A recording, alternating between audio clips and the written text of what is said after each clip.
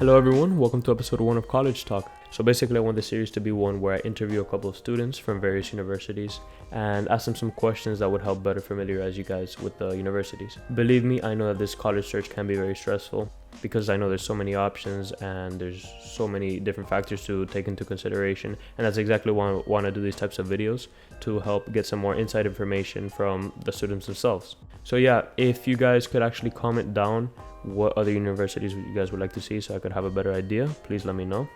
And yeah, without further ado, let's get right into Duke. Enjoy.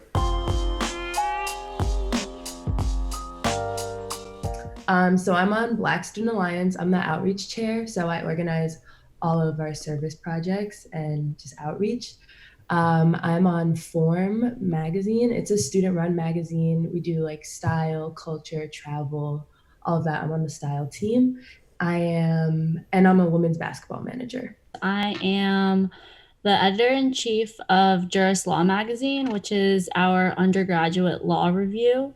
I was the domestic editor, and then this year I got, promoted to editor-in-chief. So I oversee all of the editors and the writers. I'm also part of Her Campus, which is an online publication for college-age women, and it's basically like a blog post. And I do the social media posts for them, and I also write for them. And when COVID wasn't a thing, I played IM soccer, and I've been with the same team since freshman year. Yeah, so we're in Durham, North Carolina.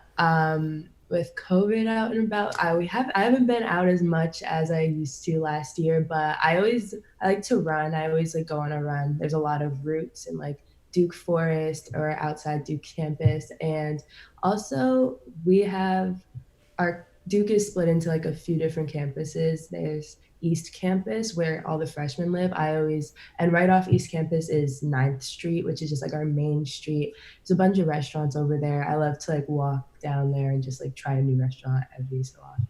I like that Durham is not really the suburbs because I live in the suburbs. Durham has a lot of food, places to explore, and it's just a very vibrant place. In terms of the people here are very nice. And there's a lot of things to do if you have a car to explore and find them. Okay. So freshman year, I found myself kind of stuck in a Duke bubble.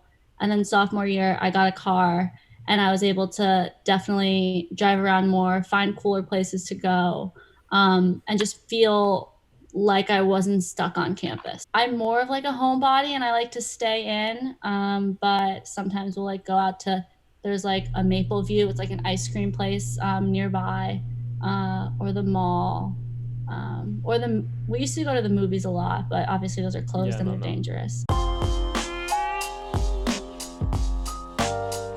I am designing my own major in fashion business. Okay.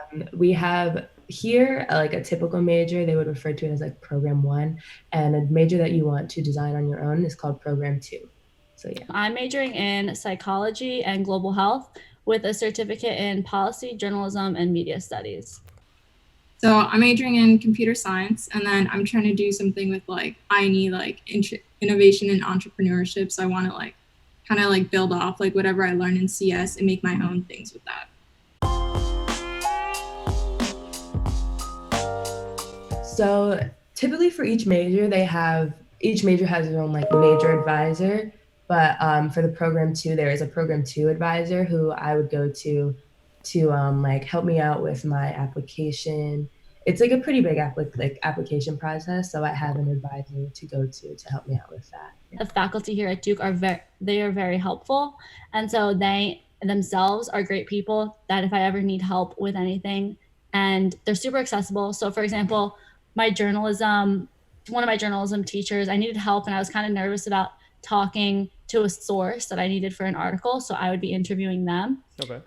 And it was like I had it lined up for like 8 a.m. the next day, and I texted my professor at 10 p.m. and he hopped on a call with me like super late at night just to make sure that I had my questions right. So that's something that I really love about Duke, that the professors are so accessible. Yeah. And they never make you feel like you're alone. So that's really good. There's something called New Student Founders Program for people who are like interested in like building their own ideas, and it gives you the opportunity to like have the tools to use it. And there's like some stuff that I actually did with like pre-orientation. So you get to choose like if you want a project to like commit to. So I chose Edge, and it's basically like we did like innovation stuff, and then we had like 3 separate days where it was like 6-hour blocks of just talking to people who are like in the fields that you want to go into.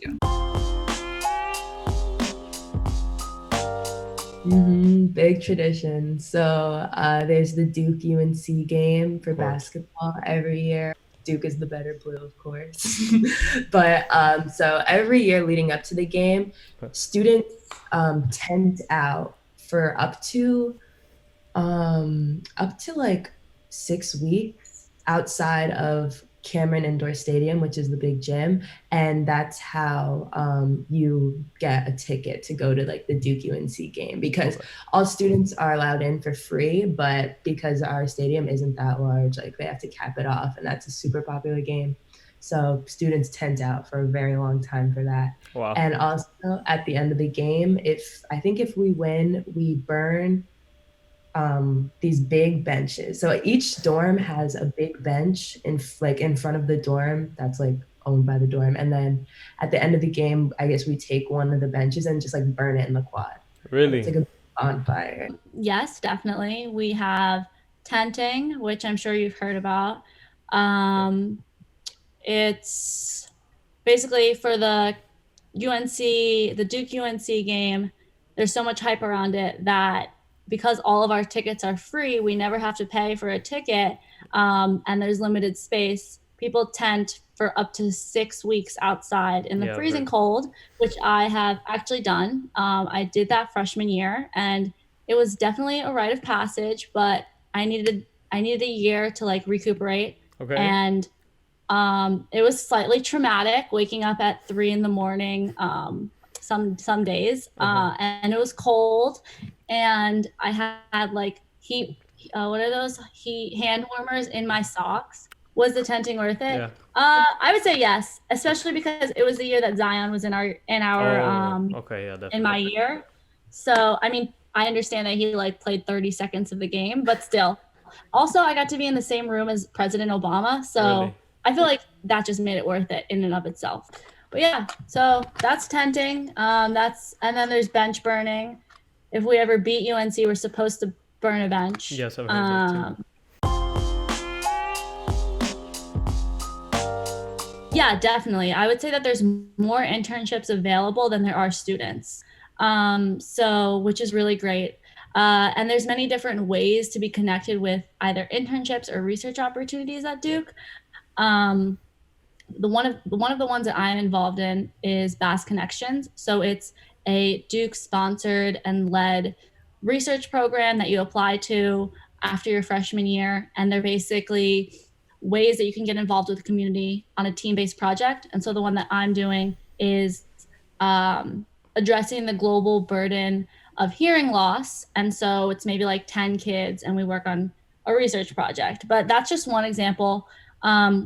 We have many different resources like Muser, where people can look for lab opportunities. One of my roommates just emailed a lab manager and said, hey, this is my resume. Do you have an opening for a job? And now she's part of a lab. For my major specifically, it's already limited to like really main like populated areas like major cities. So like there's like Silicon Valley or like Houston or the Boston area, not really like Durham, North Carolina. But like I feel like the networking here kind of like bridges that distance, like disadvantage. So like there's so many people here that you can meet who will connect you to actual companies and actual like experts, and like whatever you're going to, like there's going to be someone who can help you get there.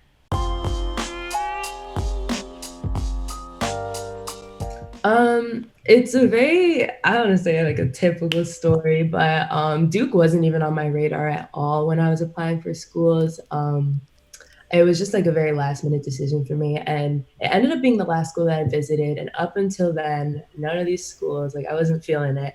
So I was like, Duke really better be the one. And then it's very cliche. Like as soon as like you step on campus, I just really felt like I could find a home here. Everybody was so welcoming, and academics are like great. And yeah, it just like felt like a good home that I could find.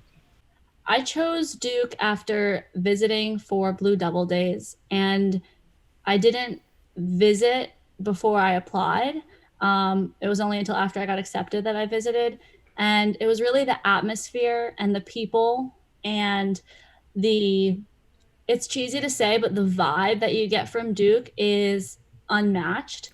I always feel welcomed by other people and able to ask questions about academics, which I felt is really important because we're here for a college experience, but we're also here to learn, and being in a community that builds people up is really important. So that was one reason. It also has the school spirit, and I came from a very school spirit high school, so I wanted the same thing. And just the unlimited resources that Duke has translates to such a more enriched academic and social experience. Like, I talk about opportunities like I was supposed to go to the Philippines this summer, but obviously it got canceled. But it would have been fully funded by Duke. And so, Really? Yeah, room, board, meals, and then I get to put that on my resume and go to the Philippines. So stuff like that is what I feel like Duke offers to me, and that I've been trying to take advantage of.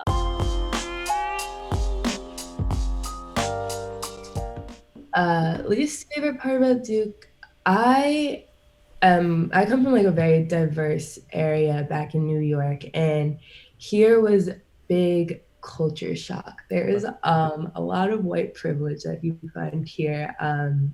I found like my friends in like the small Black community, but we kind of feel like a small like space within a large bubble of white privilege sometimes, and that can be a little frustrating, but the good memories outweigh the bad. I feel like there is sometimes this sense that among such high achievers, it's easy to lose sight of the individual and internal struggles that people go through at times at such a demanding university.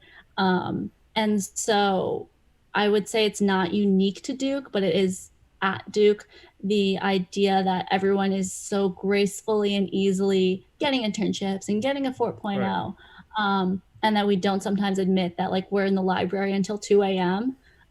Or that we actually failed the last one but did really good on the next one. So that's something that I wish people and students here didn't feel like they had to put on this front. But other than that, I think that's more of something that individually we each have to work on.